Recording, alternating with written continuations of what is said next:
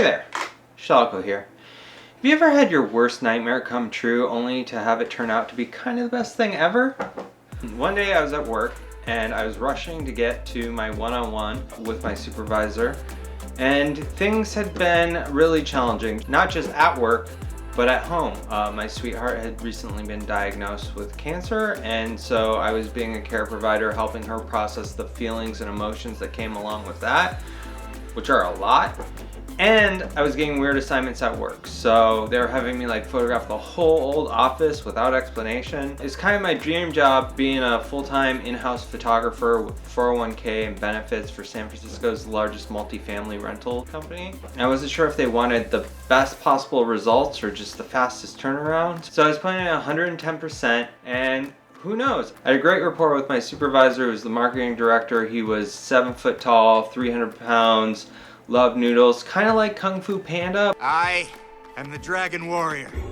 But without all the Kung Fu, still love the noodles. So who knows, maybe this will all work out in my favor. I get to the conference room, and there my supervisor is joined by our company's HR attorney. She's a conservative woman in a sharp suit with big shoulder pads, and my heart drops because I don't think this meeting is going to turn out how I wanted it to. I'm informed that I'm terminated immediately, as they've decided to outsource my role to a 3D virtual tours company. Never mind that 3D virtual tours are in my job description.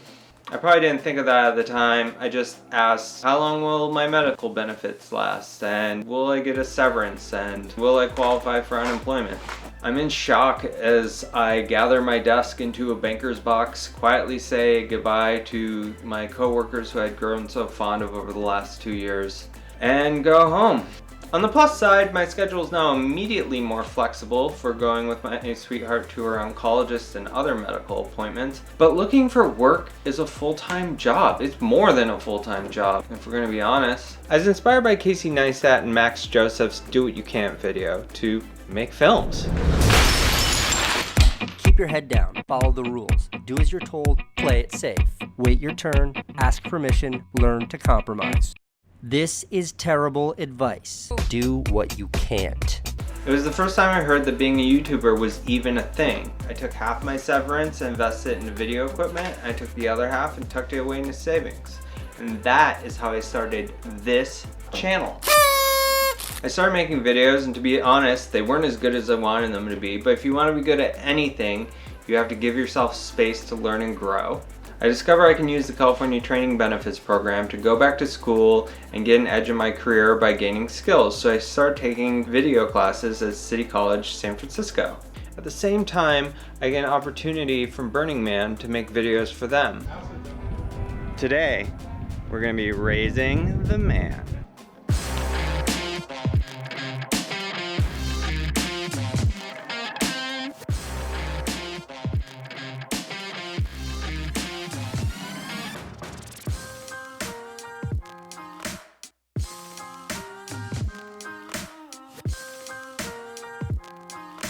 I have a crazy idea.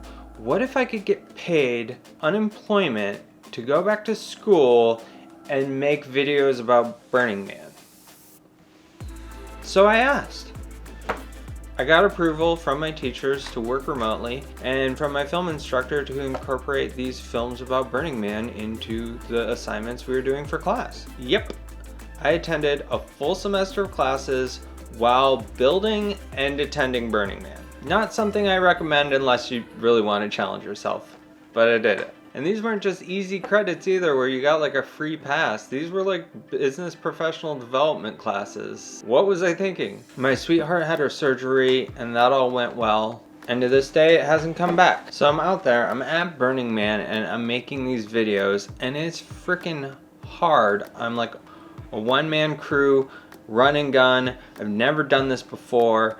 And it's super difficult. And it's also super awesome because I'm getting paid unemployment to make videos about Burning Man. I was taking complex, unapproachable stories and making them simple and relatable, and bringing video cameras into places that people rarely get to take pictures of. I started making behind the scenes films about how Black Rock City rises from the dust. Survey is the process of laying out the points that will become the center of each street of Black Rock City. Luckily, we get to plan out the entire city all at once. Most cities, they grow gradually. A lot of towns that you would be more familiar with have grown slowly over time, and so they don't always make a whole lot of sense. This city is planned to be temporary, and so we can make it a lot more organized than a regular city. Taking video cameras to places that few cameras had been before, and taking complex and unapproachable things like the surveying of Black Rock City or the raising of the man, and making them very approachable and easy to understand. I pushed myself so hard to make those videos. I remember it wasn't until after they lifted the temple and put it in place that I finally let my sweetheart take me to the med tent to get this blister the size of my pinky toe looked at and treated.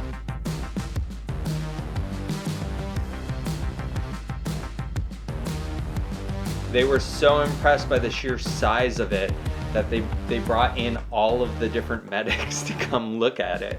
They asked me if I knew if it was a boy or a girl yet. Because it was like the size of a baby. It's got like a trauma boner. MG. Trauma boner, that's a new term for me. Yeah, thank you. Got a trauma boner over there. Wow. That's impressive. There I am in the med tent, getting treated, gloriously exhausted, and I'm still working. I'm still working on putting this video together, and I can't believe it. I can't believe how difficult and literally painful it is, but also that it's happening, that I'm getting paid unemployment benefits to make videos about Burning Man as part of college credits to help give me an edge in my career. The craziest thing though, it actually worked. People started paying attention to my videos, they went viral, then the news started paying attention to them. My videos started getting featured in Architectural Daily and Fast Company and Design Boom and Business Insider.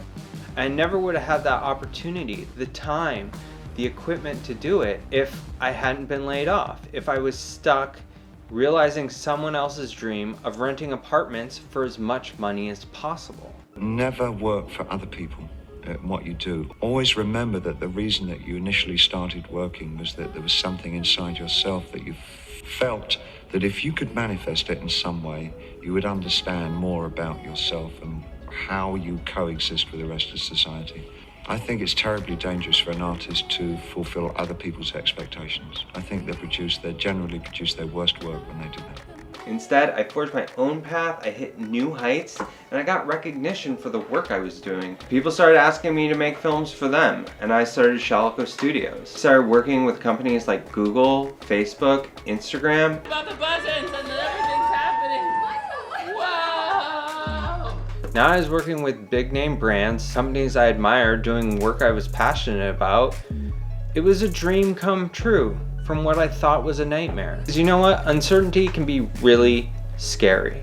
In the last 10 weeks, 40 million Americans have filed for unemployment. These are staggering, stunning numbers. When you're faced with uncertainty and challenges, it can be really helpful to hear someone else's story. So that's why I'm sharing my experience and the opportunities I found with it in hopes that it'll help others. It was really scary because I was projecting my fears of the worst case scenario onto things. And so what helps me is to remember you can also have amazing things that you didn't even think to ask for happen, that you never expected.